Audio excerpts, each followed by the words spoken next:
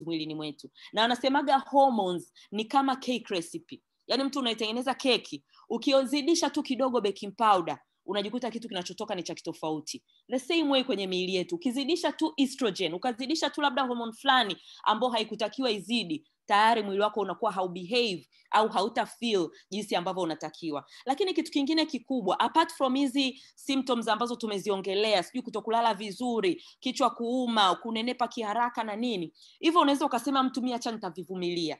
Lakini kuna hii important kitu cha kukielewa hapa, kwamba hormonal imbalance ni mojawapo ya the biggest risk factors za breast cancer. Yaani ndio saratani ni kitu ambacho tunakiogopa sana. Na unaweza ukasema bana vinavyochangia saratani ni labda ndugu yako akiwa nayo, nyingine unaweza ukasema labda ni vitu ninavyokula kwenye toxins za environment, lakini kinachozidisha risk kuliko kitu kingine chochote ni estrogen imbalance, yani hormone imbalance.